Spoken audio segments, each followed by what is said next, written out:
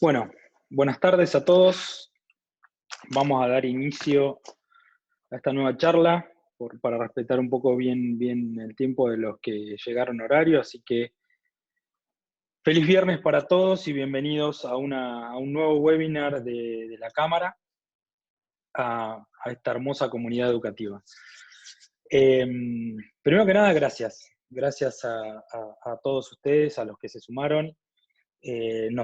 Como lo dije en el anterior y lo sigo repitiendo, nos siguen sorprendiendo con esa energía, con esas ganas de participar y con ese entusiasmo para enfrentar toda esta situación. O sea, la verdad que el contexto de la pandemia, el contexto del corona nos puso a todos a prueba, y como de nuevo lo sigo repitiendo y lo voy a repetir en cada uno de los webinars que tengamos con ustedes, el sistema educativo se puso a prueba y ustedes recibieron la presión más grande que había en todo este contexto.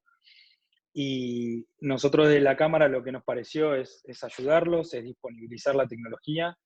Y ahora que dimos ese paso de disponibilización de tecnología, queremos empezar a trabajar en comunidad con todos ustedes, todo lo que tenga que ver ahora con cómo, usando esas herramientas tecnológicas, de alguna manera mantenemos esa calidad pedagógica que ustedes tienen al momento de tener sus clases de manera presencial.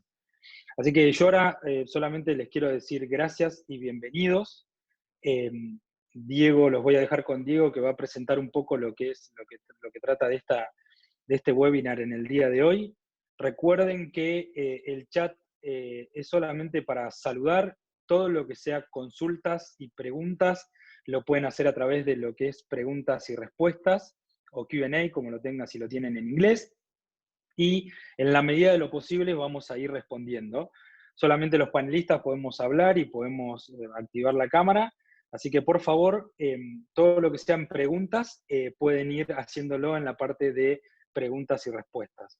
Así que bueno, de nuevo, gracias por sumarse en este viernes.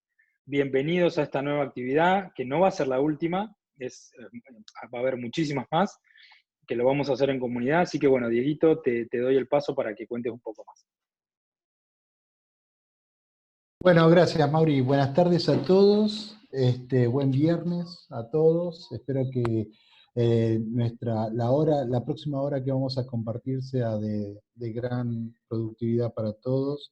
Es nuestro deseo desde hace bastante tiempo, desde la Cámara y sobre todo del área de formación de talento de la Cámara, ayudar en todo lo que sea el aporte tecnológico hacia la educación. Lo venimos trabajando hace mucho tiempo, desde distintos aspectos, y hoy vamos a trabajar otro aspecto más, que es distintas a los webinars anteriores, porque esta vez no vamos a hablar de cuestiones técnicas, tal vez de corte técnico, explicando cómo utilizar una herramienta, que de hecho es de gran ayuda, ¿no? Pero hoy la idea es un poco distinta, es presentar docentes que, como ustedes, como todos nosotros, han estado al frente de clases, han estado antes ya usando tecnologías en sus aulas, trabajando con aulas virtuales, y un poco es traer sus experiencias, que las cuenten en 10, 15 minutos sus experiencias, para de esa forma aportarle a todos, a toda la comunidad, a todos nosotros, aportarle un granito más, un grano de experiencia, bueno, que nos permita de alguna manera tomar alguna referencia con cada uno de estos temas que vamos a tomar. De seguro, ustedes han recibido en los últimos días han recibido una encuesta que nosotros hemos lanzado, preguntando cuáles fueron las principales problemáticas en las cuales se han topado en los últimos días, y bueno, muchos nos respondieron que la problemática de Internet y de conectividad ha sido una limitante, pero que también ha sido una limitante encontrar un material adecuado para la virtualidad, que le ha costado tener un ida y vuelta con sus estudiantes, que no encuentran un canal de comunicación con ellos. Esos han sido los aspectos más importantes de esa encuesta. Y bueno, nosotros a partir de ahí es que preparamos algunas presentaciones. Bueno, los disertantes que ahora que voy a presentar han preparado algunas de sus experiencias que seguramente les va a ayudar a todos. Bueno, hoy como disertantes vamos a tener a Paula Davos, que es diseñadora, dispone de su propia empresa, que es Virreal, es una empresa de tecnología de la ciudad de Tandil, una gran empresa de tecnología. Paula es diseñadora y además es docente en la UNICEN, en la Universidad Nacional del Centro de la Provincia de Buenos Aires. También nos va a acompañar Belén Riera, que es vicedirectora del C32 de San Antonio, que nos va a contar también su experiencia de cómo ha llevado adelante la institución la puesta en marcha de la plataforma tecnológica, y bueno, los aspectos positivos y las trabas que han tenido, ¿no? Un poquito nos va a contar de eso. Luego va a venir Laura Boggio, que es docente, que se especializó en la dirección de centros educativos en la Universidad Austral. En el 2019 hizo la coordinación de tutores virtuales en la Dirección de Formación Continua de la Provincia de Buenos Aires y se dedica a la formación docente.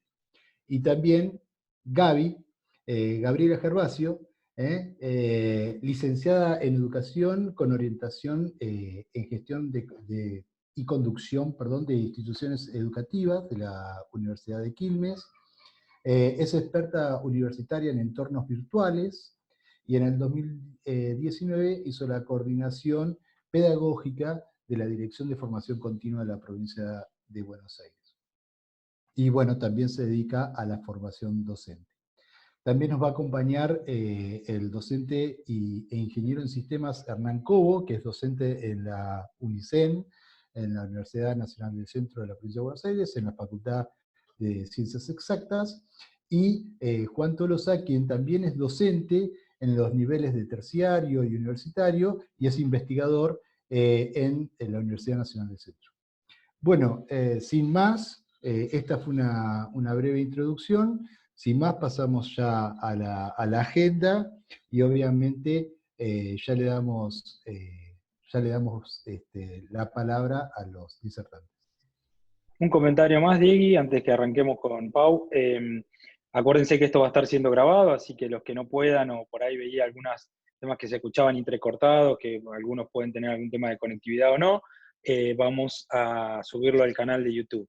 Así que quédense tranquilos y en la medida de lo posible vamos a ir respondiendo a las preguntas que vayan surgiendo y si no al final vamos a hacer unas preguntas y respuestas. Pau, adelante. Bueno, bárbaro. ¿Ahí me escuchan bien? Perfecto, Pau. Genial. Gracias, Perfecto, Diego, ahí por la presentación.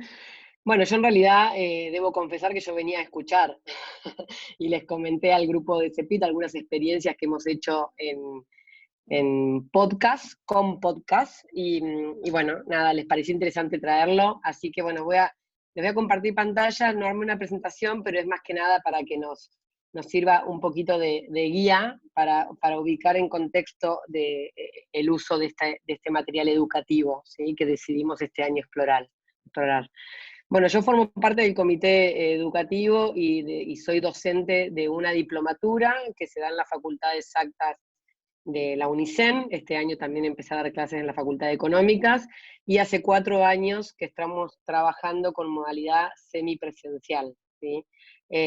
Particularmente porque es una formación muy específica de un tema muy puntual en tecnología, que es la experiencia de usuario, ¿sí? Cómo crear interfaces, o sea, pantallas que sean accesibles y usables para todo el mundo, por lo cual es algo muy puntual que las empresas de tecnología requieren mucho de estos perfiles y nos dimos cuenta que era una formación que no tenía un lugar formal en la currícula de las universidades, así que empezamos haciendo unos módulos, unos cursos aislados, hasta que finalmente logramos convertirla en una diplomatura.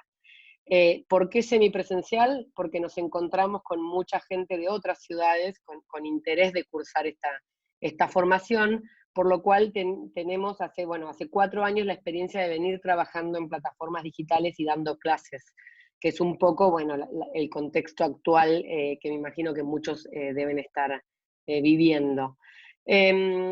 Puntualmente trabajamos con Mariana Salgado. Mariana Salgado es una de nuestras docentes y asesoras pedagógicas. Mariana vive en Finlandia hace 20 años, se fue a hacer una maestría allá y nunca más volvió, formó su familia y se quedó allá.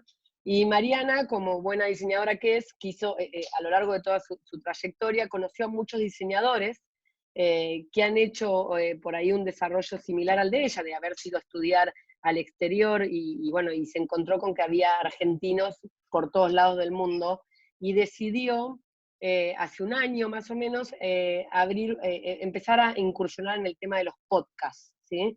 Los podcasts son como archivos de audio, es como una entrevista radial, ¿sí? Y ella empezó a entrevistar a todos los diseñadores que había a lo largo del mundo, que estaban trabajando, algunos en empresas, algunos en instituciones, y hoy va cerca de esta es la última, la 128 entrevistas que ha hecho Mariana. Y uno las puede escuchar por 2 medios, por esta página que se llama Anchor FM y por Spotify, que hace un tiempito pudo conseguir de que su podcast esté en Spotify, ¿no? Para llegar un poco a más gente. Este año Mariana nos contacta y nos plantea, ¿por qué no empezamos a usar podcasts en educación? ¿Por qué estas entrevistas que yo hago a diseñadores que están en todos lados del mundo con distintas experiencias de vida y distintas formaciones, ¿por qué no podemos aprender de nuestros colegas? Nos planteó un poco esa pregunta y la verdad que nos pareció súper interesante. Así que a principio de año armamos entre 3 docentes digamos, a empezar a pensar cómo usar el podcast en educación, y escribimos un artículo sobre el tema que después, Mauricio, te lo voy a compartir para que lo puedas distribuir, y ni hablar que espero que les sirva la experiencia, ¿sí? Puntualmente, esto también nos despertó en este tiempo de pandemia y de aislamiento, ya que nuestra formación, que venía siendo semipresencial, este año, por supuesto que es 100% virtual, ¿sí? Así que nosotros también tuvimos que adaptar un poco nuestra currícula del año a esta nueva realidad. Así que escribimos un artículo y un poco lo que le quería compartir son algunos hallazgos que hicimos. Trabajamos con una herramienta muy lúdica que se llama Mural. Hay otras muy parecidas, pero básicamente son pizarras que nos permiten, digamos, tirar ideas. De hecho, estuvimos presentando Jamboard hace unos webinars atrás, que es una herramienta de Google justamente para poder tirar estos papelitos con ideas, cosa de que también empezar a aplicar estas mismas metodologías nosotros que somos parte del comité pedagógico de la diplomatura, ¿no?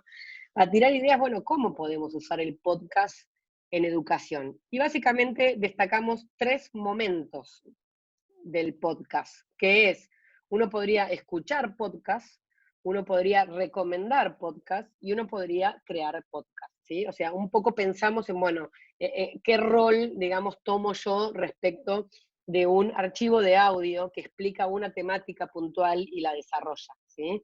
Por lo general, las entrevistas de Mariana duran algo de 40 minutos, entonces es un material que es, digamos, muy amigable para uno escucharlo mientras está incluso haciendo otra actividad. Entonces, nos pusimos a pensar eso. Uno podría plantear un tema que va a desarrollar luego en la clase, pero que los alumnos ya tengan que venir a la clase con ese tema ya escuchado, un primer acercamiento al tema, ¿sí?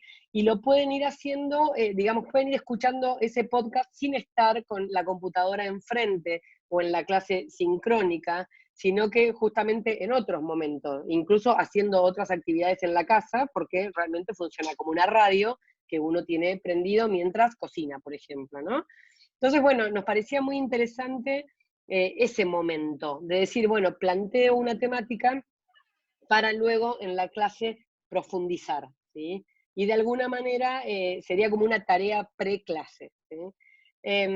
Nos puede servir para, digamos, retener nuevos conceptos, para extender una visión sobre algún tema. Bueno, en el caso este puntual era para enterarnos qué están haciendo otros diseñadores en otros lados del mundo y poder ir viendo que sentar las bases de una temática, ¿sí? Por otro lado, decíamos, bueno, cuando yo escucho un podcast, probablemente lo recomiende después, ¿sí? O encuentre un montón de cuestiones que me pueda ayudar a mí, tanto en mi vida educativa como en mi vida profesional, ¿sí? Como para también ampliar un poco más la mirada de eso y poder compartir con colegas, y en este caso con alumnos, con docentes, con la institución educativa donde cada uno esté, tener otras miradas respecto a algún tema, ¿sí? O encontrar incluso algún autor de los que ustedes mismos, digamos, utilizan para dar las clases, que hoy en día también están muchos autores o gente que ha escrito libros, están empezando como a grabar podcasts, pequeños podcasts, resumen de sus libros, ¿sí? Entonces, nos parecía súper interesante esta parte, digamos, de recomendar y de hacer más colaborativa la información, incluso entre los mismos docentes. Y por último, el crear podcasts, o sea, tratar de incentivar incluso el uso del podcast, que los mismos alumnos creen podcast. ¿En qué tipo de usos nos imaginábamos esta acción de crear un podcast? Bueno, por ejemplo, a nosotros nos pasa que cada año, a diferencia de una escuela, los alumnos son nuevos y no se conocen, entonces este año vamos a hacer que los alumnos graben una mini biografía, que nos cuenten de ellos, pero con su propia voz, que nos graben 2-3 minutos contándonos, bueno, de por qué vinieron a estudiar a esta formación. Por otro lado, los mismos profesores que nos podamos presentar a los alumnos, grabando pequeños archivos de audio, compartiéndolos y que queden subidos en nuestra plataforma educativa.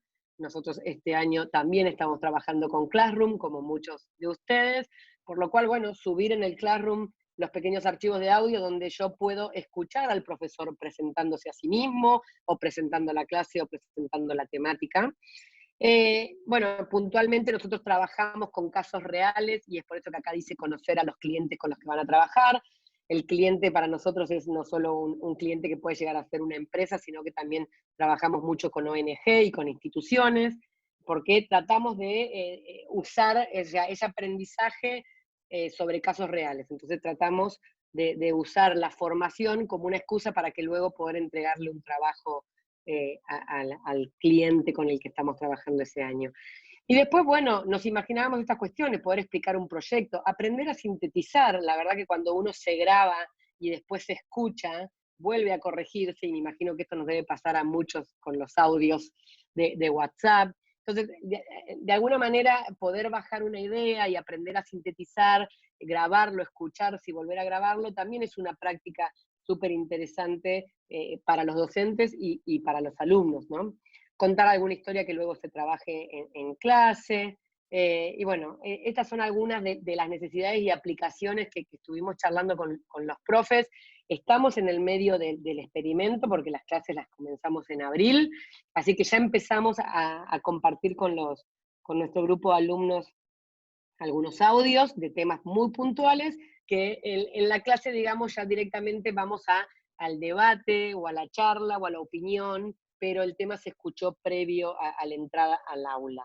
Porque, bueno, lo que decía Diego, nosotros también tenemos muchos problemas de conexión y muchas veces la clase que es sincrónica se nos complica, y en mi caso tenemos 52 alumnos, por lo cual no todos pueden hablar en esas 2 horas de clase que tenemos. Entonces, bueno, es muy importante ya traer el material de alguna manera escuchado para después ya ir directamente a la actividad puntual que planteamos con ellos. Así que bueno, eso puntualmente les venía a traer, espero que les haya gustado, que les sirva, que los inspire para mejorar alguna de sus clases, o incluso ver cómo puede trabajar aprendiendo de otros colegas. La verdad que yo lo que más aproveché de estos podcasts es justamente aprender de colegas. Así que bueno, gracias por el tiempo y sigo escuchando. Hay dos preguntas cortitas, una que Dale. tiene que ver con si se pueden compartir en WhatsApp o algo con los alumnos, este tipo de cosas, y la segunda tiene que ver si se puede editar un podcast, ¿sí? Sí, son archivos de audio, por lo cual funcionan igual que un archivo de video. Uno los puede editar, los puede, de hecho puede editar partecitas de podcast y hacer un resumen. Uno podría explayarse en un tema, grabar, por ejemplo, 10 audios más largos y hacer un pequeño resumen con cada uno de ellos. La verdad que te permite editarlo como quien edita un video también, ¿sí? Ese es exactamente, tiene la misma, digamos, plasticidad como material educativo. Y lo bueno es que uno el material ya lo tiene grabado y de alguna manera es reutilizable, ¿sí? Que es un poco el objetivo que nos planteamos este año en la diplomatura, ¿sí? Hay muchas cosas que uno va repitiendo, ¿no? Como loro año a año, porque obviamente el público es nuevo, los alumnos son nuevos. Entonces, bueno, de algunas temáticas ya que nos quede el audio grabado, podría ser en formato video tranquilamente, ¿no? El audio lo que tiene es que no necesitas estar prestando atención a una pantalla. Y me parece que es lo que viene a traer un poco los podcasts, ¿no? Que uno puede estar realmente cocinando, haciendo otra cosa y escuchando, por lo cual no depende de estar mirando una pantalla y siguiendo algo visual. Bien, si querés, Pau, ahí hay algunas preguntas que por ahí las podés ir respondiendo en el chat. Dale. Vamos a pasar al siguiente orador, ¿te parece, Dieguito? Perfecto. A mí me parece perfecto. Desde ya los invito también al resto de la comunidad. Vamos a comentar esto porque me olvidé comentarlo al principio. Al resto de la comunidad toda, que si desean en un próximo webinar exponer alguna experiencia o participar comentando algunas de sus experiencias, son bienvenidos porque la idea es hacer esta comunidad que puedan participar, que podamos participar todos. Así que quería dejar eso claro porque no lo había aclarado al principio. Bueno, perfecto, pasemos a la siguiente, Mauri. Bien, ahora lo que sigue es Gaby y Lau, ¿verdad? Exacto, Gaby y Laura. Hola, ¿cómo están? Bueno, queríamos compartir con ustedes algunas síntesis a la hora de pensar una clase, una secuencia de clases en un ámbito a distancia como es esta realidad que estamos atravesando, ¿no? Para empezar me gustaría, bueno, rescatar lo que decía Diego al principio también, ¿no? de este contexto en el que rápidamente, y también Mauricio comentaba, salimos todos los docentes a pensar ideas, a convertirnos, a transformar nuestras prácticas y en definitiva a repensar la educación. Estos nuevos desafíos nos han impulsado a buscar nuevas herramientas y en esto nos han ayudado mucho a todos desde la CEPIT, con todo el bagaje de herramientas que fuimos conociendo. Pero también pensar la educación a distancia es algo más que descubrir nuevas herramientas, ¿no? No alcanza solo con conseguir herramientas para que realmente aprender y enseñar sea un acto colectivo. Y la gran pregunta es cómo lograrlo, ¿no? Ustedes en las encuestas planteaban cómo lograr ese ida y vuelta con nuestros estudiantes, cómo saber si están aprendiendo, qué está pasando con lo que nosotros enviamos, con lo que elaboramos, las propuestas que elaboramos. Y lo primero que tenemos que pensar, porque quizá nuestra primera intuición es transformar las clases que teníamos preparadas en la presencialidad, transformarlas a una clase a distancia, y bueno, le agrego esto, le agrego otro. Quizá, en realidad tenemos que detenernos y empezar a pensar que son dos contextos muy distintos, y quizá nos convenga casi como empezar de nuevo, empezar a pensar una clase en este contexto. Me parecía importante rescatar y entender desde un concepto que nos aporta ya por los años 90, Lorenzo García Aretio, un español referente a lo que es la educación a distancia, cuando se empezó a ver el potencial que tenían las nuevas tecnologías, y desarrolló el concepto de diálogo didáctico mediado. Esto quiere decir que no hay un diálogo directo con nuestros estudiantes como tenemos en la presencialidad, sino que es mediado a través de estas herramientas que elegimos, mediado a través de las tecnologías. Por lo tanto, esto no es menor, tenemos que incorporar en nuestra planificación que esas herramientas son parte de todo de ese diálogo, y que para que llegue a ser un diálogo didáctico debemos coordinar y componer todos estos elementos, teniendo en cuenta el vínculo docente-alumno y el vínculo de los alumnos entre sí, como decía recién, para que realmente el acto de enseñar y de aprender sea un acto colectivo. Por eso es importante, en esto que ustedes decían, el ida y vuelta con los alumnos, ¿no? Debemos pensar una propuesta que genere un intercambio de producciones, que esas producciones que nosotros recibimos también podamos dar una devolución para que los estudiantes tengan una devolución de lo que han hecho y saber si van bien en ese proceso.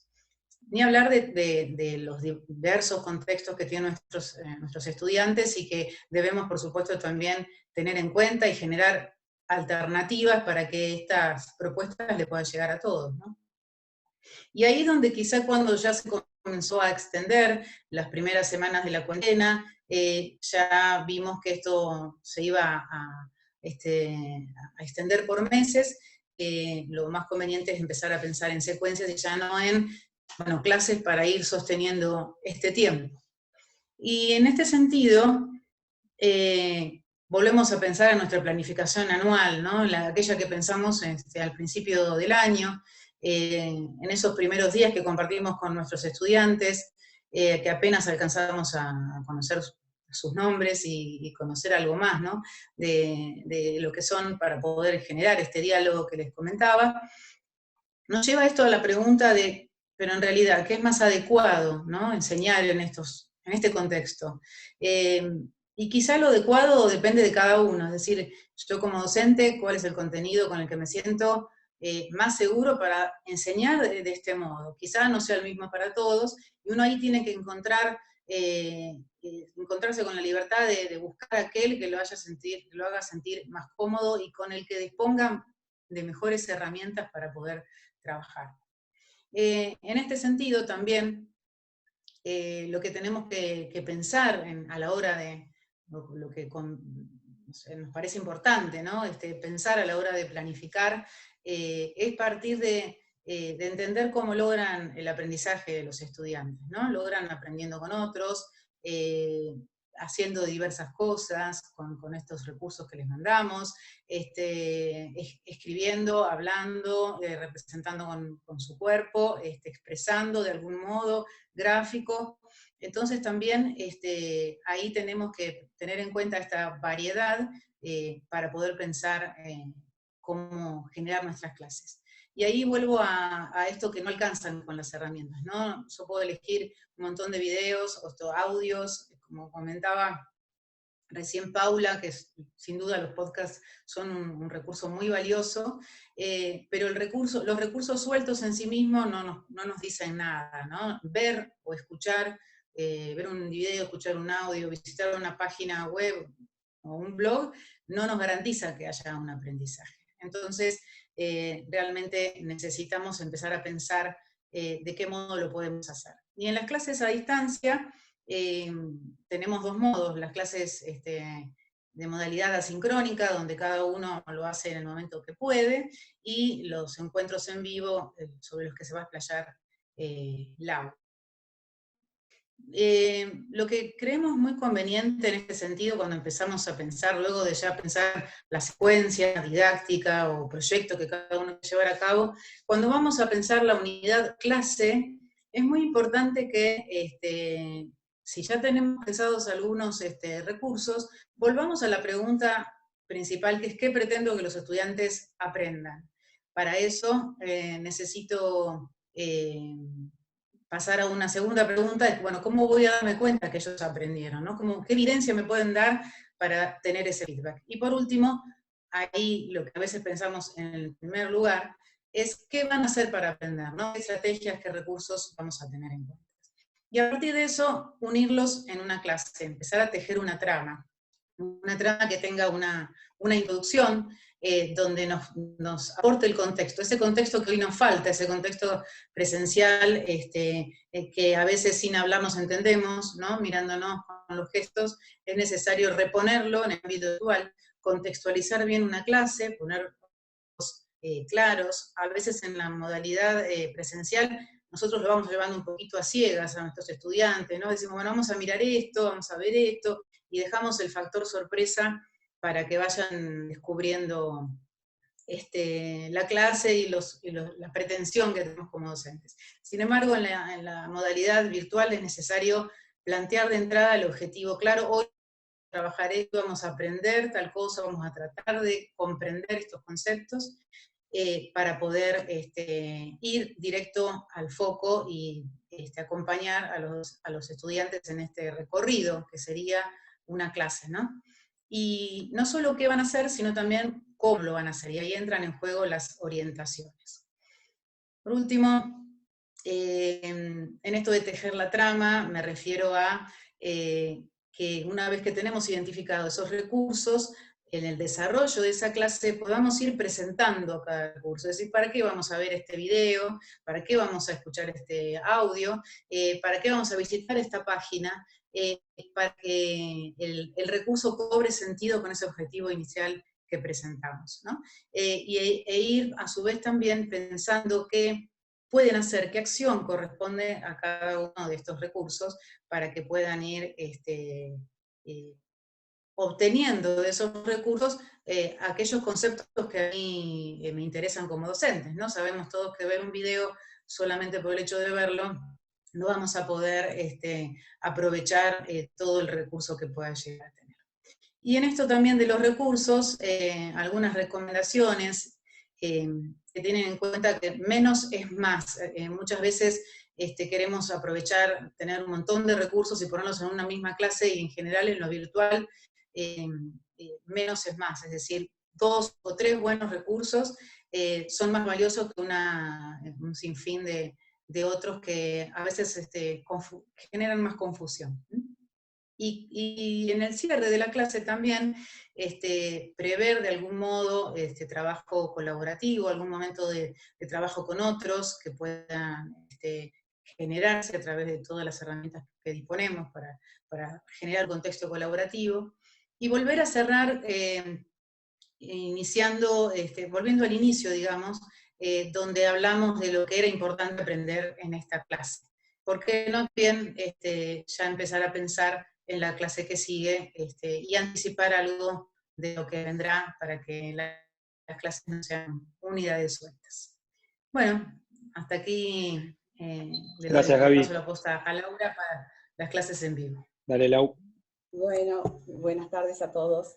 Bueno, después de esta modalidad sincrónica que acaba de presentar Gaby, es importante también complementarla con la modalidad sincrónica, ¿sí? Este encuentro en vivo, donde es el aquí y ahora con los chicos, con los estudiantes.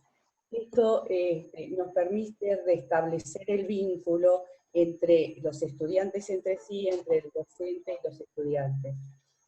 Hoy más que nunca, en este contexto, es necesario recuperar el vínculo.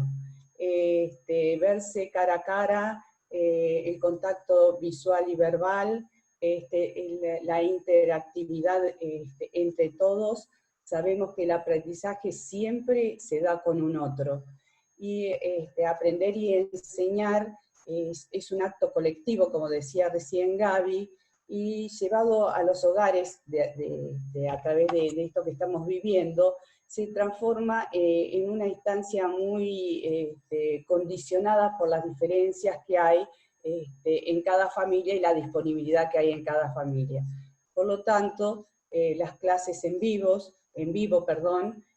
la videoconferencia, son muy importantes en esta instancia. Para sostener el vínculo, como decía recién, y para motivar a los chicos. Realmente los encuentros virtuales, los encuentros presenciales, motivan verdaderamente a los chicos para el aprendizaje, fomentan ida y vuelta, el aprendizaje colaborativo, la reflexión, el debate, recuperan en cierta forma lo que es el aula presencial, que es lo que les está faltando en este momento. La palabra hablada tiene otro peso, y el feedback inmediato que se puede lograr a través de las clases en vivo son muy importantes para recuperar esto. Ahora, ¿cómo armar una clase en vivo? No es mandarles el link para que entren. Realmente la clase en vivo, la videoconferencia, tiene que estar bien programada por parte del docente, ¿sí? Para el docente va a ser la guía, cómo va a ser la secuencia, qué es lo que va a pasar en esa clase. Para esto es importantísimo que haya una actividad previa, que los chicos hayan recibido una actividad previa, un acercamiento previo a lo que se va a tratar en esa clase en vivo. En estos, bueno, aparte de la bienvenida, el docente tiene que darle un marco, justamente, marcar cuál es el tema que se va a tratar y cómo se va a tratar. O sea, pautar las condiciones en que se va a plantear esta clase en vivo. Es importante también grabar las clases, porque como decía bien Paula, no todos tienen buena conectividad, muchos no pueden acceder, otros escuchan mal, entonces el poder grabar las clases ayuda a que quienes no han podido en primera instancia estar en las mismas puedan tenerlas más adelante. Y fundamental pautar las formas de interacción, porque cuando en una escuela se plantea las primeras clases en vivo, todos quieren hablar, necesitan ese intercambio con ese otro. Y entonces hay que pautarlas muy bien, cómo se van a llevar a cabo, cuándo hay que silenciar los micrófonos, que el micrófono se va a visibilizar solamente cuando tienen que hablar, y cómo se va a usar el chat. El chat dentro de las plataformas es muy importante para que ellos vayan haciendo preguntas o para pedir la palabra también.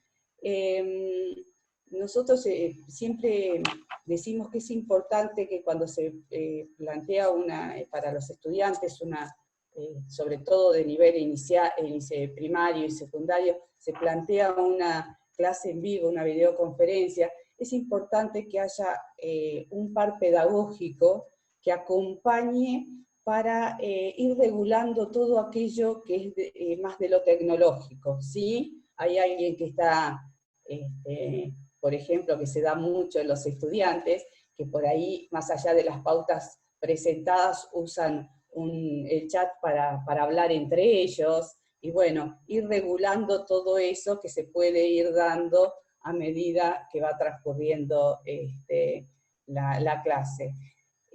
Como les decía, que siempre una clase en vivo tiene que partir de una actividad previa de la cual los chicos tienen un tema que ya ha sido dado y se va a desarrollar, se va a debatir, se va a explicar, se va a reflexionar sobre el mismo.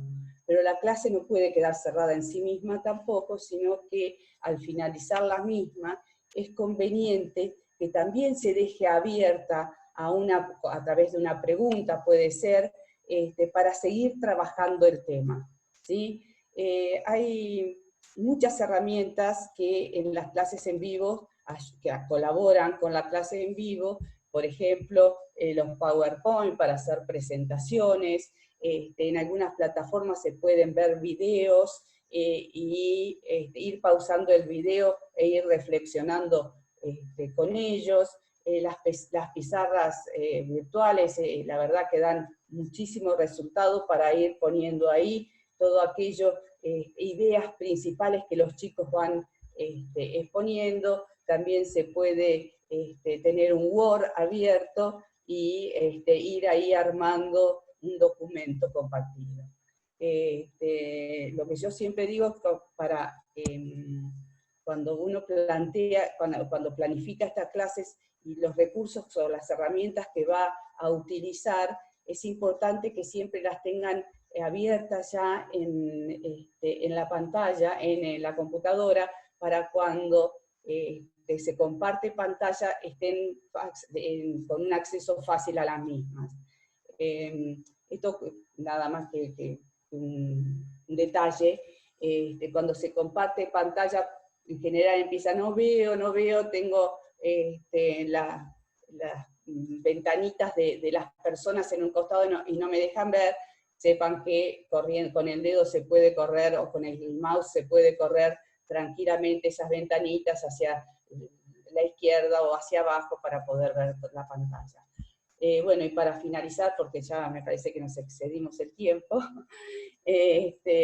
decirles que es importantísimo tener periódicamente, en este tiempo, periódicamente clases en vivo, videoconferencias con los chicos.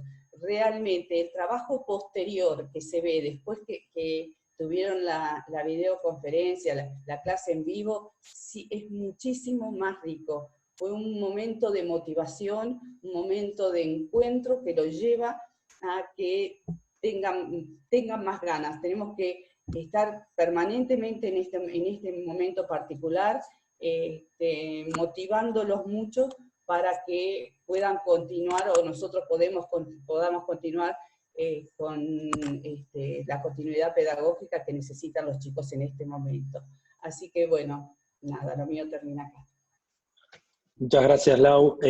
Hay unas cuantas preguntas, así que si podemos las vamos a ir respondiendo. Las que no podemos responder en el chat, en las preguntas y respuestas, lo vamos a dejar al final, así que quédense tranquila que vamos a estar respondiendo todo lo que podamos. Recuerden que esto se graba, las preguntas también, así que después lo vamos a estar compartiendo en el canal de CEPIT y van a poder tener acceso a todo esto. Bueno, pasemos al siguiente, Dieguito, ¿te parece?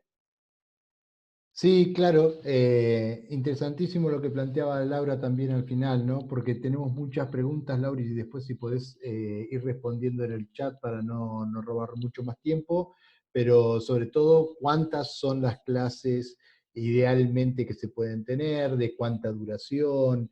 Para que los chicos no se agoten, etcétera, etcétera. Bueno, esto está bueno para que lo puedas ver o lo puedas ir respondiendo. Bueno, seguimos con Hernán, que nos va a contar su experiencia en la virtualidad, claro. Bien, voy a compartir la pantalla.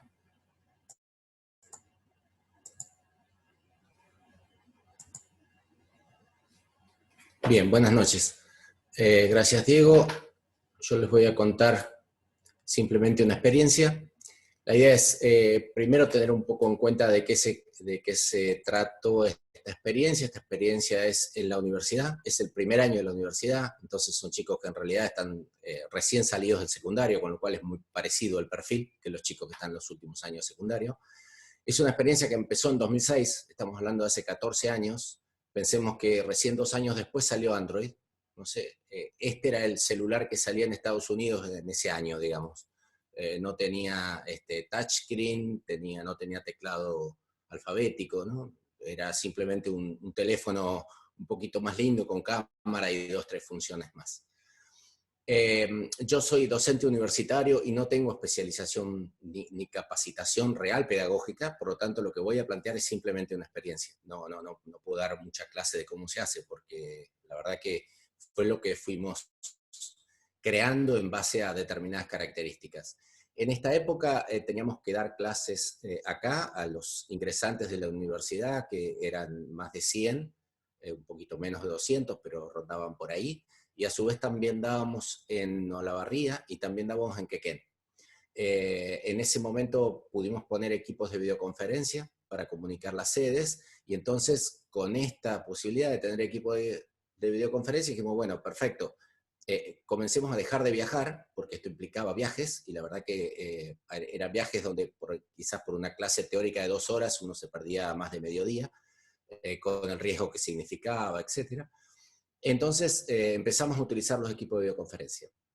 Con los problemas similares a los que hay hoy. Pensemos que estamos hablando hace bastantes años atrás, si bien la conectividad era solamente a las sedes, no a cada punta, no a cada alumno, igual era muy mala y teníamos el mismo tipo de problemas o mayores que los que hay hoy. Por lo tanto, esa mecánica no terminó funcionando bien, y como consecuencia cambiamos la lógica, y lo que hicimos fue generar contenido. Digamos, lo que hicimos es generar videos.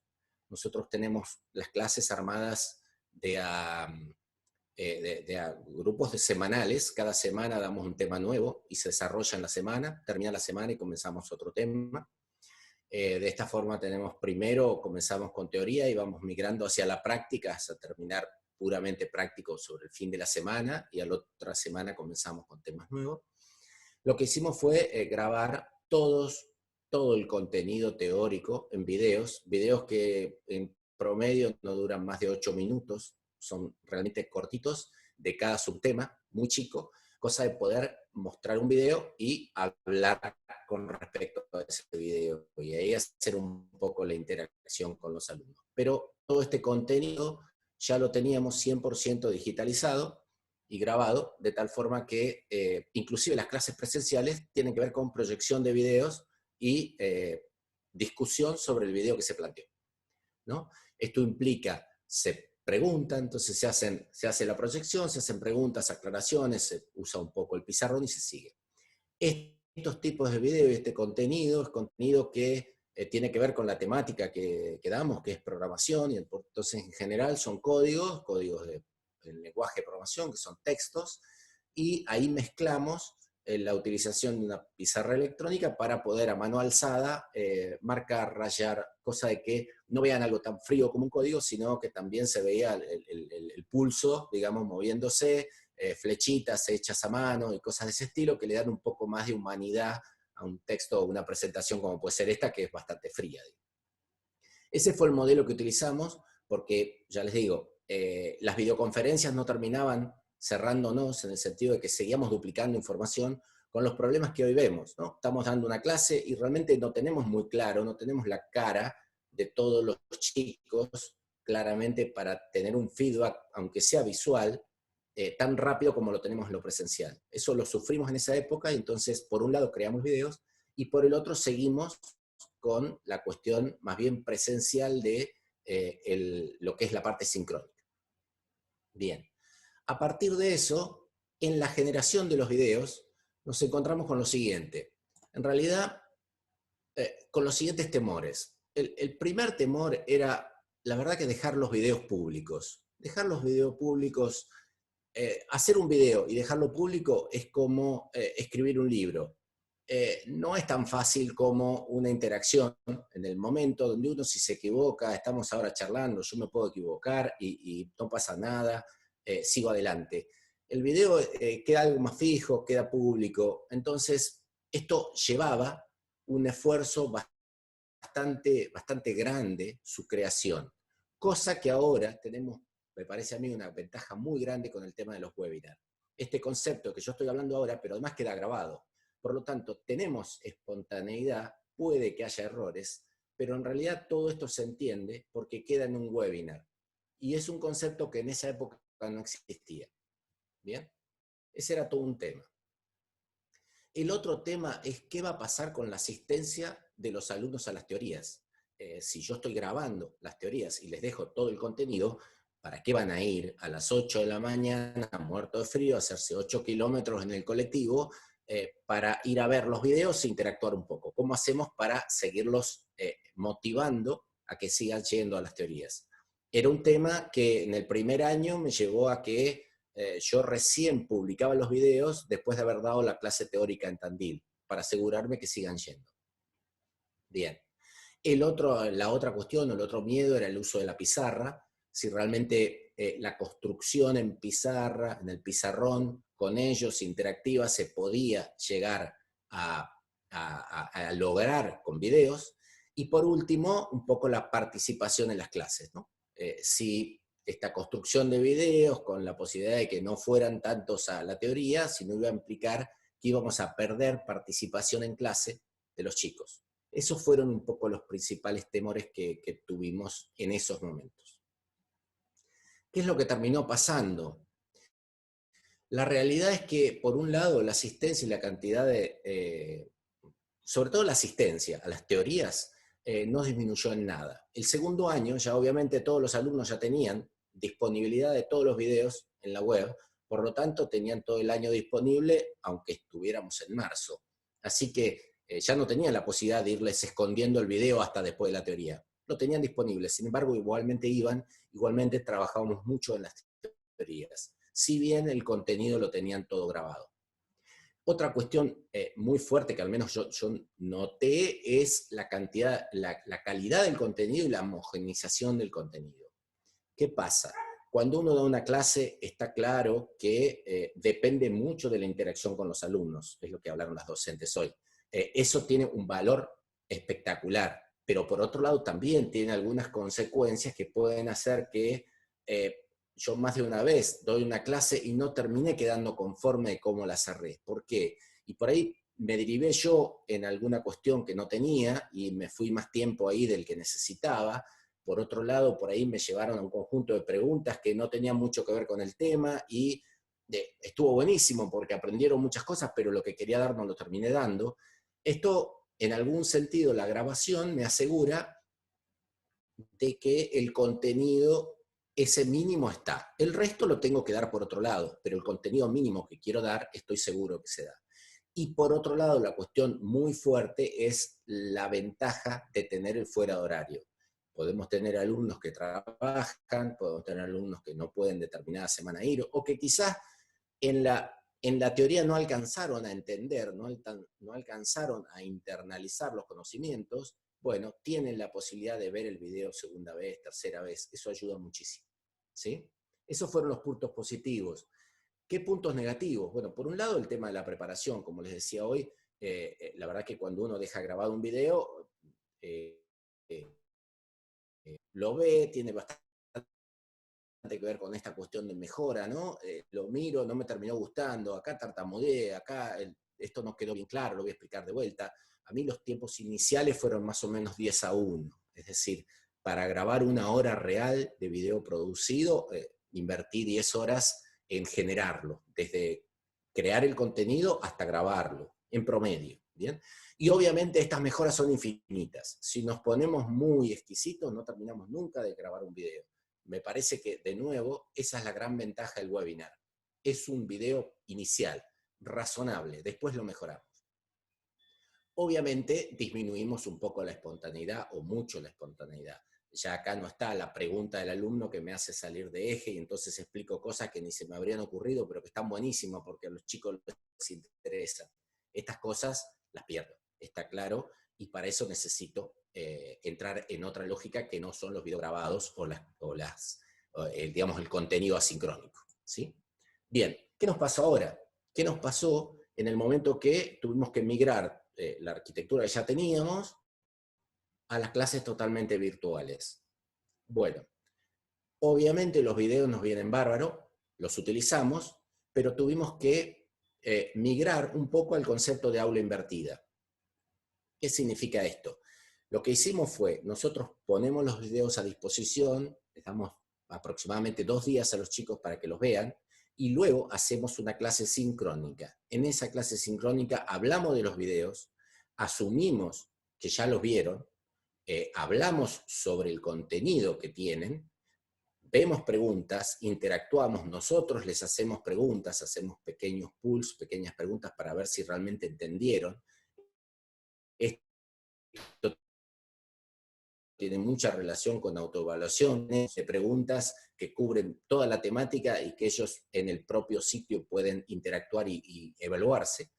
Y eso hace que tomen el contenido, no solamente desde el punto de vista del contenido que dimos, sino que también interactuamos. Interactuamos con preguntas de un lado y del otro. También nos asistimos ahora, cosa que no teníamos antes, con foros para que interactúen inclusive entre ellos en responderse cosas, y ahí es donde nosotros simplemente moderamos, pero el trabajo es la interacción entre ellos. Por otro lado, tuvimos también una gran variación con las prácticas. Las prácticas en nuestro caso es la presentación, también en el término de la semana. Luego de haber visto la teoría, se presenta un práctico y normalmente ellos lo resuelven en clase. Bueno, esta clase desapareció como tal.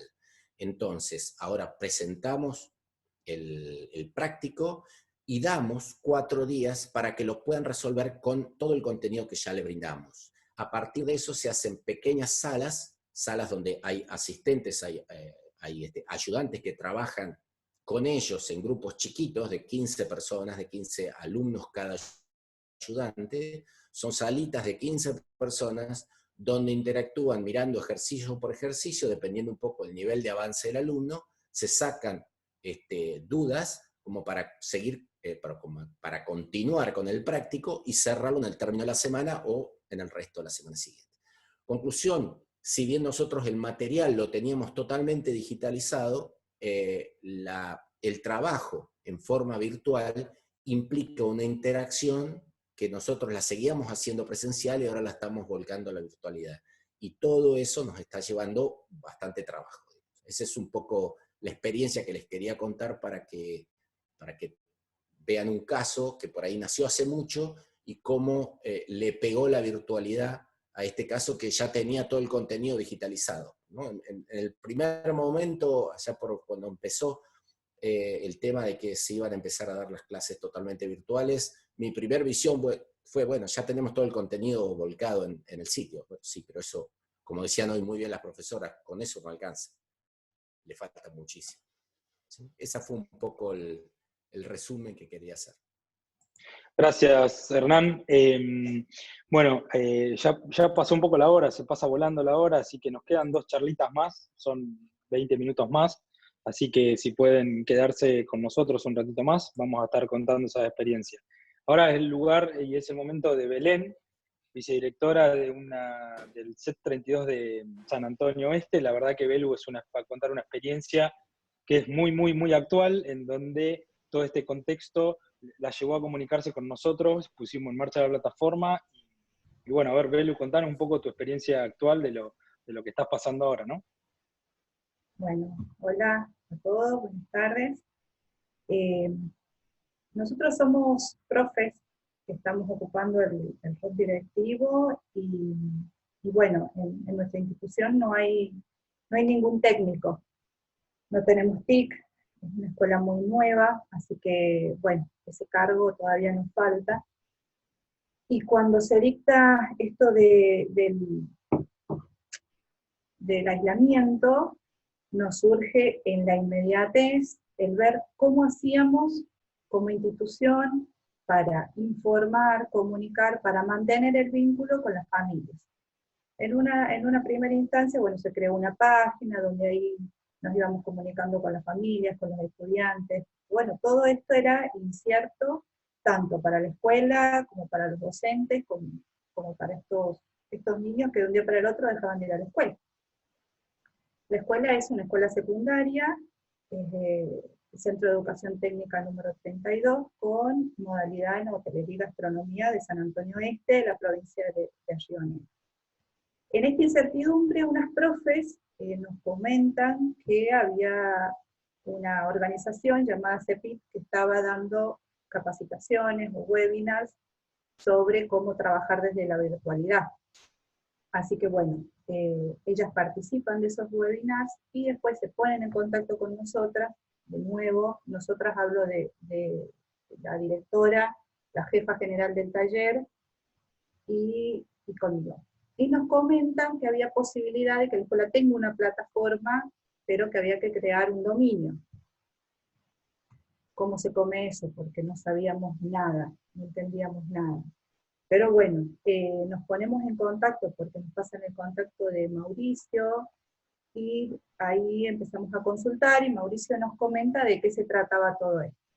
En esto la inmediatez de seguir comunicándonos, porque las familias preguntaban y consultaban con respecto a cómo seguía la escuela con la continuidad pedagógica.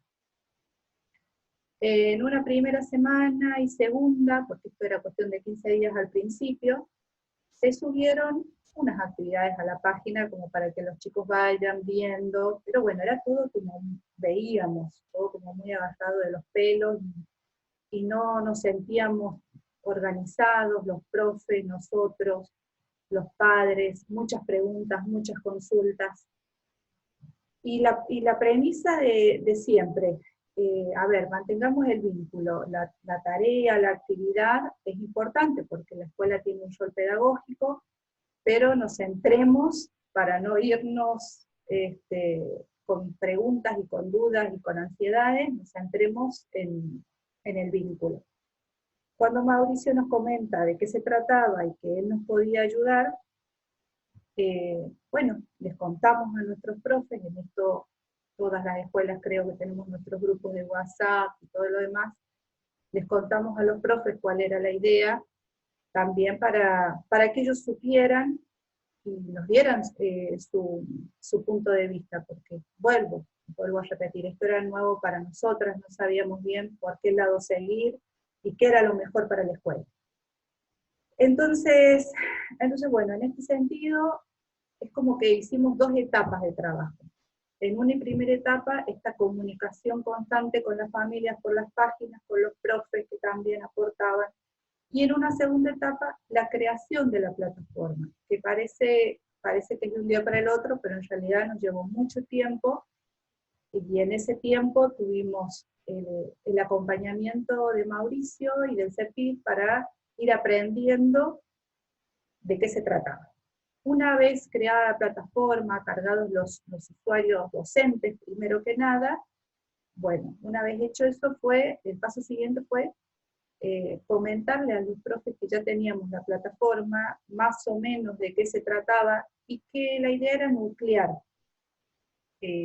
nuclearnos en información, nuclearnos en comunicación, que no haya tantos canales de comunicación donde nos perdíamos, porque no sabíamos bien por dónde comunicarnos y cómo estar presentes. Entonces, bueno, creada la plataforma y los usuarios, ahí empezaba el desafío.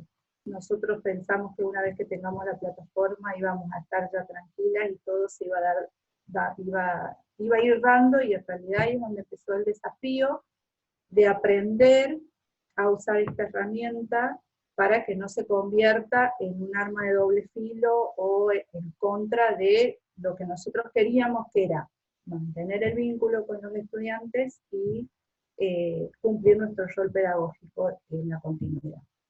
En esto hay que hacer una aclaración, bueno, que es inevitable. Lamentablemente nosotros tenemos porcentajes de chicos que quedan afuera de la plataforma por no tener a disposición internet o dispositivos, no tener una compu, no tener un teléfono. Así que bueno, en el transcurso también de la creación de la plataforma y del ver cómo seguíamos, se trabajó con un relevamiento donde los preceptores acompañaron muchísimo en llamar por teléfono a cada uno de los estudiantes, ver en qué situación estaban. Y de todo esto, desde que empezó, fuimos haciendo un registro, tanto los profes, los precept y nosotros como equipo directivo, haciendo un registro de lo que se venía trabajando, de cuáles eran las consultas, de cuáles eran los temores, de cómo seguir con una cosa, cómo seguir con la otra. Una vez que estuvieron los usuarios docentes, se les dieron a ellos los usuarios y empezaron a entrar a la cuenta y empezó a surgir la pregunta, bueno, ¿y ahora cómo vamos a las clases? ¿Cómo empezamos con los chicos? ¿Cómo nos enteramos quiénes van a poder estar? ¿Quiénes son los que tienen conectividad? O los que no tenían conectividad, seguíamos conectados por llamada de teléfono, y bueno, el cuadernillo que sacó Nación. Y ahí se nos ocurre la idea de proponerles al equipo docente que pensemos en un referente por área para poder pensar cómo íbamos a usar la plataforma y cómo íbamos a encuadrar lo metodológico, cómo nos íbamos a organizar, porque nada, si yo me pongo a contarles acá todas las preguntas que se nos generaban, no terminamos más. Pero dentro de estas preguntas era, ¿cómo vamos a subir el material?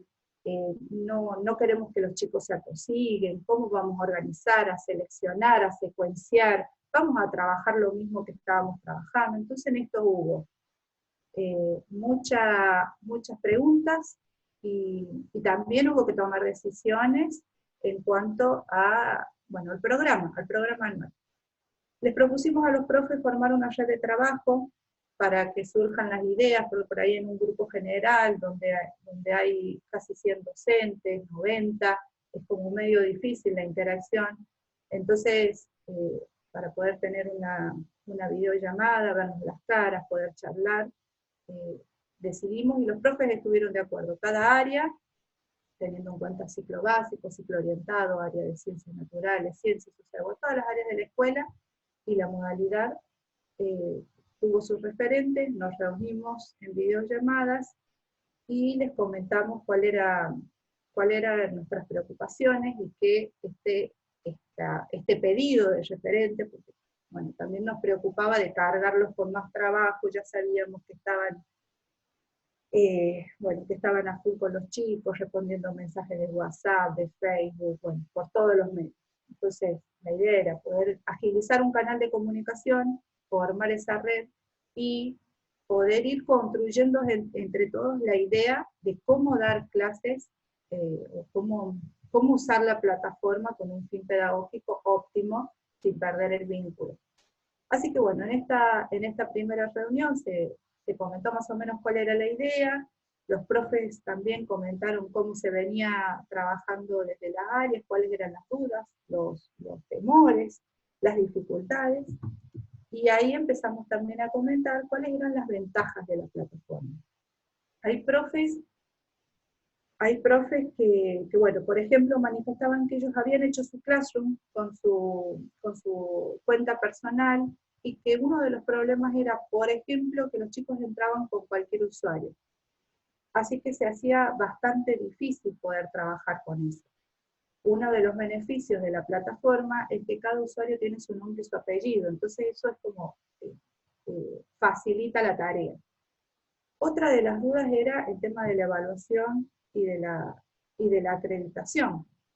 Entonces, bueno, en eso también nos pusimos a hablar de qué era lo conveniente. Seguíamos insistiendo todos, profesores, equipos directivos, preceptores, la importancia de poder estar conectados, y en cuanto a la evaluación, la importancia de poder acompañar en el proceso pedagógico a los chicos en cuanto a esa evaluación, que sea esa evaluación guiada, acompañada, que ellos sepan cómo van, si van bien. En esto se habló entonces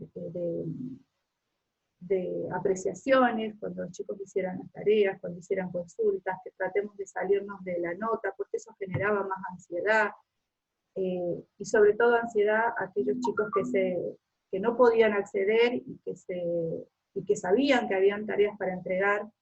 Entonces, bueno, se acordó eso, se acordó de flexibilizar los tiempos, se acordó de que por ahora acreditación no iba a haber, si bien también hay una línea que viene del Ministerio de Educación, pero bueno, eran las dudas de los profes y de los chicos también, bajar también este mensaje. Y en esto también, nosotros como equipo empezamos a hacer instructivos, porque si bien hay profes, que son los más pocos que usaban el Classroom, hay otros profes que no tenían ni idea de cómo empezar esto. Entonces, bueno, como todo, cada uno con sus tiempos. Hicimos instructivos, nos ayudaron muchísimo los tutoriales, hicimos instructivos para los docentes, instructivos para las familias, que los compartimos en la página, y sacando dudas.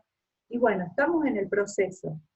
Yo creo que lo más rico que hemos visto en esto del trabajo es poder armado la red de trabajo, donde ahí van surgiendo ideas, y entre todos nos vamos ayudando, y nos vamos sacando los miedos, y también vamos aunando los criterios de trabajo, que era el desafío una vez tenida la plataforma a disposición. Bien, Belú. Gracias por contar la experiencia, la verdad que muy bueno. Estamos viendo ahí algunos comentarios, algunas preguntas, sí, que están muy relacionados con el tema de conectividad, lo entendemos muy bien. Hay algunas opciones que se están trabajando para tratar de que los chicos puedan usar la plataforma sin consumir datos, Pero bueno, obviamente hay un universo de gente que no tiene la posibilidad y que no pueden acceder a este tipo de cosas, pero igual no por eso hay que dejar de ofrecérselo al resto. Bueno, vamos con el último, que es el ingeniero Juan Tolosa, para que cuente un poco de su experiencia. Después, de nuevo, estamos tratando de responder todas las preguntas y acuérdense que, bueno, después lo charlamos un poco en el cierre, pero esto es una comunidad y la idea es continuar y que ustedes sean parte también, como hoy Belu fue parte de esto, cualquiera de ustedes que está hoy ahí escuchando puede ser parte también de la próxima webinar. Juan, tu turno.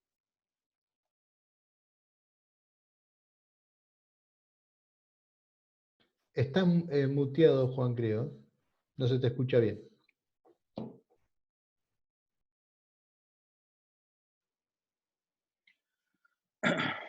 Juancho. Ahí estoy, ¿no? Sí. Ahí está, gracias Mauricio. Voy a compartir una pantalla, una pequeña presentación para hacer una guía. Les voy a contar un poquito las experiencias que estamos teniendo en las evaluaciones, ¿no? Porque, como bien decía ahí Belén, después llegar al momento de hacer una evaluación, creo que también me tengo que replantear un poco e ir para atrás, ¿no? Decir, bueno, a ver, primero lo primero, ¿no? Es decir, ¿qué tipo de conectividad tengo? ¿Qué tipo de conectividad tienen mis alumnos? Es decir, yo actualmente estoy en varias carreras. Una es una tecnicatura que es de la Universidad del Centro, otra es una tecnicatura del Instituto de Formación Docente 166. Después estoy en otra diplomatura y también en un postítulo ahí dentro del instituto. Entonces, hay una variedad, digamos, de realidades ahí, ¿no? Primero, qué conectividad tienen quienes están tomando el curso, cómo se conectan, es decir, si tienen una PC, si tienen un celular, alguna tablet, si tienen disponibilidad de internet las 24 horas o se conectan a través de datos, como recién decía Mauricio, o sea, cómo hacer para no consumir esos datos. Bueno, hay grandes desafíos ahí. Y después también, qué sabe hacer y qué no también, porque a nosotros nos pasa, por ejemplo, en las evaluaciones o en las pruebas de evaluaciones que estamos tomando en la universidad, que hay chicos que no saben cómo armar un archivo y cómo mandar un archivo o comprimir, o sea, estamos diciendo en algunos casos cosas relativamente sencillas que usamos todos los días, pero así todo, hay muchos casos en los cuales nos mandan de un formato inadecuado. Después, esto también que hablaron un poco del vínculo, ¿no? Alumno-docente, o sea, yo cómo conozco a mis alumnos, previo en algunos cursos hago un diagnóstico de los alumnos para saber en qué situación están, más basado en esta virtualidad, ¿no? O sea, saber si pueden disponer de cierto tiempo, si tienen familia o no a cargo. Hay un montón de componentes que hacen que mi proceso, digamos, tanto de enseñanza como de evaluación, se va a ver afectado si no conozco esa realidad. Obviamente hay cursos en los cuales tengo más de 200 alumnos, es imposible conocerse a todos, pero los que son un poco más chicos, bueno, posiblemente ahí es más fácil llevar el conteo, ¿no? Y saber qué puede hacer y qué no, o sea, qué herramientas tiene disponibles y si lo que le estoy pidiendo realmente lo puede hacer. En principio, en ese proceso de aprendizaje, pero también en el proceso de evaluación, ¿no? Ahora sí, bueno, digo, voy a ver si realmente aprendió algo, pero también me hago otras preguntas, ¿no? Es decir, ¿qué enseño y en qué contexto? Es decir, nosotros tenemos una particularidad en nuestras carreras. Yo estoy en dos materias, una que es de programación y otra que es de sistemas de computación, que es más de hardware, en la cual tenemos la particularidad de poder enseñar, si se quiere, a resolver problemas. Y esa particularidad hace que el contexto de esa carrera o de esa especialidad hace que sea un poco más sencillo, si se quiere, esa evaluación, ¿sí? ¿Por qué enseño de una forma y no de otra? Bueno, yo trato en general en los cursos de llevar todo hacia una analogía para que el alumno pueda compararlo con algo que hace en el día a día y de esa forma le sea más sencillo hacerse de esos conceptos, ¿sí? Poder verlo en el día a día y de esa forma recordarlo más fácil. ¿De qué modo enseño? Bueno, también un poco se planteó, ¿no? En las presentaciones anteriores, es decir, ¿qué hago? ¿Un video? ¿Le doy una presentación? ¿Le mando un link? ¿Grabo las clases? Bueno, principalmente en mi caso, en algunos, dependiendo de la carrera que sea, en algunas carreras lo que hago es directamente la clase sincrónica, con explicación y conectándonos todos en día y horario como si fuera la clase normal. Y además de ello, también las grabo las clases, de tal manera que estén disponibles para cuando ellos puedan conectarse y si les surge alguna duda, también puedan evacuar esas dudas. O sea, de esa forma atiendo, digamos, a aquellos que también no tienen la posibilidad de conectarse en ese momento, de asistir a esa clase o por algún motivo que no hayan podido estar presentes. ¿Qué rango etario y tengo? Y también si es relevante, ¿no? En realidad, dado que estoy trabajando en diferentes rangos de edades, a veces sí es relevante, o sea, saber que esa persona o ese rango o ese grupo va a poder acceder al material que le estoy dando, va a poder estudiarlo y con eso después va a poder demostrar sus conocimientos. Sigue estando ahí, bueno, y prestando atención, ¿no? También esa es otra de las cuestiones, o sea, nosotros, como decía Hernán hoy, no vemos la cara de los chicos, o sea, lamentablemente no tenemos cámaras todos como para estar continuamente mirándolos a ver qué cara ponen cuando le damos un concepto, si se asustaron o si realmente están ahí y por ahí dejaron conectada la compu y se fueron a dormir o se fueron a echarse una siesta y no están ahí. Entonces, ¿cómo hago también para poder llamar la atención de ellos? Bueno, en algunos casos haciendo preguntas, teniendo un ida y vuelta, tratando de que participen y que haya una interacción más real, ¿no? Después también tratando de hacer un poco autoevaluaciones, ya entrando, si se quiere, en ese tema de la evaluación, ¿no? O sea, viendo cómo ellos pueden a través de ciertas autoevaluaciones ver cómo están. ¿Y qué habilidades quiero dejar en ellos? Es decir, nosotros tenemos, como decíamos al principio, una carrera, un contexto bastante particular, es la resolución de problemas principalmente, la programación básicamente se trata de resolver un problema y después de codificarlo, lo más difícil es lo primero. Entonces, generalmente queremos dejar ese tipo de habilidades, que ellos sean capaces de poder resolver problemas y de que sean críticos. Entonces, si ellos necesitan realmente buscar información y demás, sabemos que hoy en día la sobreinformación y toda la disponibilidad que tenemos en Internet, ¿no? es impresionante y hay cosas que si uno no es crítico podría llegar a ser contraproducente. Ahora, estamos ya llegando a cómo evaluar. Lo primero es saber cuántos alumnos tengo, o sea, es fundamental, ¿no? Porque en un grupo donde tengo más de 200 alumnos, una evaluación cara a cara no la voy a poder hacer.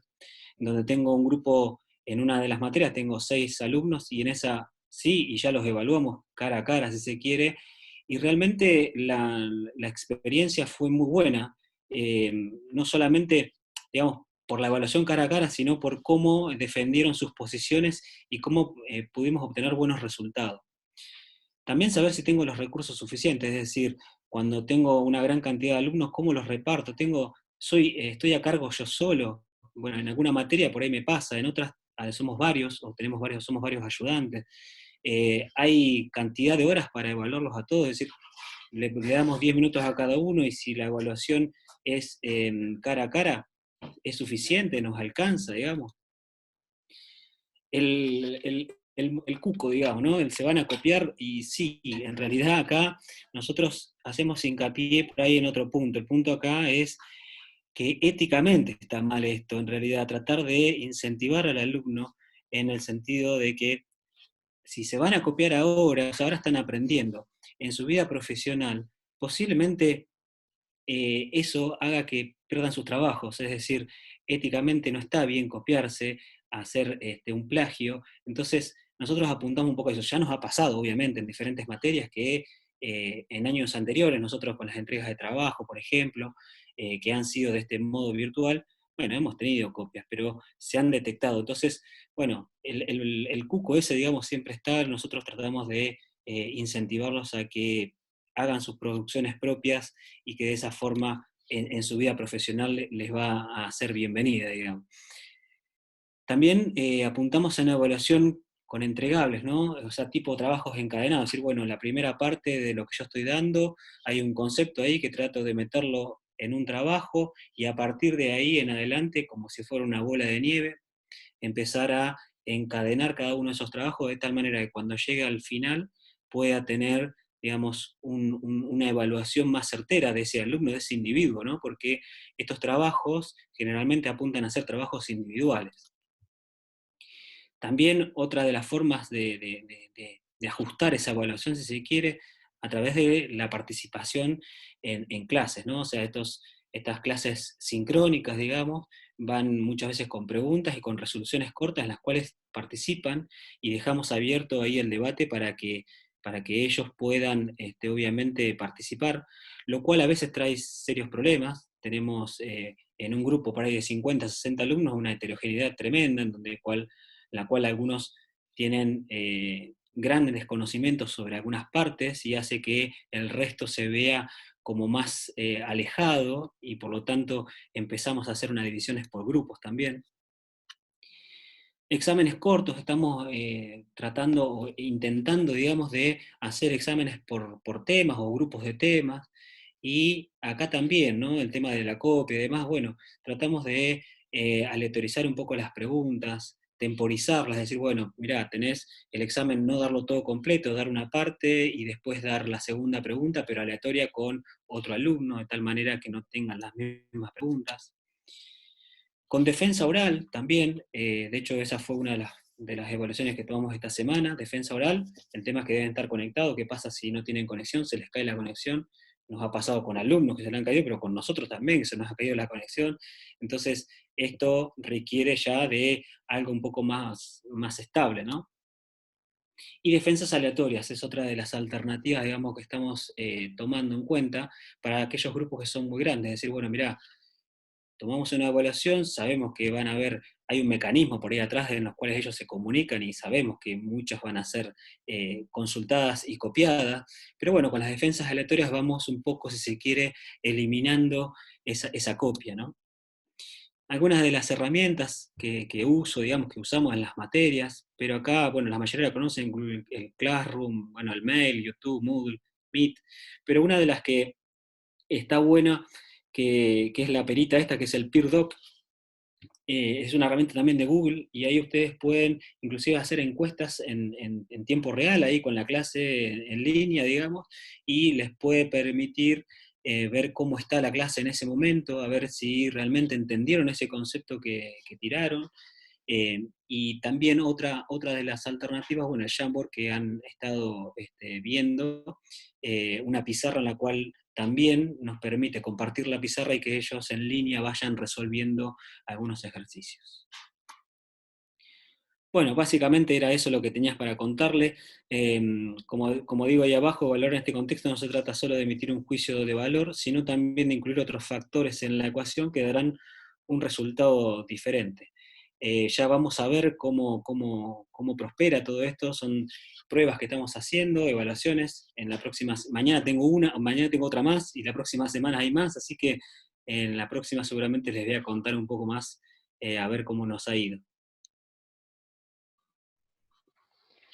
Bueno, muchas gracias, Juan. Excelente la presentación y tu experiencia, ¿no? Y sobre todo en un tema tan complejo como van a ser las evaluaciones, o simplemente generar un espacio de autoevaluación para poder, de alguna forma, evaluar el aprendizaje o el proceso de aprendizaje del estudiante, ¿no? Bueno, con esta última charla de Juan llegamos al final. Tenemos muchas preguntas, estamos respondiendo algunas por el canal de chat. Igualmente, recuerden que siempre está el foro disponible y también el canal de la cámara. La charla ha sido grabada, así que la pueden reproducir después. Bueno, muy bien, y como un resumen o como una especie de corolario, primero agradecer a todos los disertantes, ¿no? Por su tiempo, por preparar la charla. Muchas gracias, porque su experiencia es de gran utilidad para todos. Y lo segundo, que sin querer vamos delineando un poco algunos contenidos o algunos conceptos claros, que es la diversidad de contenidos, que dar clases o trabajar en educación mediada, como decía Gaby hoy, no se trata solamente de hacer videoconferencias o reducirlo a una o dos herramientas, sino que la diversidad de herramientas es bastante grande y tenemos que echar mano a todas para que de alguna forma llegar a los estudiantes con la mayor diversidad de contenidos y las mayores posibilidades de acercarle los contenidos que queremos trabajar. Así que, bueno, nada, les agradezco mucho su presentación, les agradezco mucho a todos los docentes que se han conectado hoy, que han sido muchísimos, y han escuchado estas charlas y estas presentaciones, y bueno, de vuelta, decir lo que decía Mauri hoy, de que las experiencias que hoy han presentado estos docentes es un puntapié inicial, y que nuestra intención es dar este espacio para que otros docentes, seguramente ustedes, muchos de los que hoy están escuchando estas experiencias, puedan sumar la suya para seguir dándole una ayuda al resto de nuestros colegas. Así que bueno, eso quería cerrar la charla de hoy. Les agradezco muchísimo. No, gracias yo también, gracias a todos. Así que bueno, de nuevo vamos a ir respondiendo a las preguntas, vamos a subir esto al canal de YouTube y nos vemos dentro de poco tiempo con algún otro webinar en donde toquemos tópicos que nos interesen a todos. Un gran abrazo, que sigan bien, cuídense. Chao, chao. Chao, chao, gracias. Adiós. Chau, chau. Hasta luego. Chao, chao a todos. Hasta luego.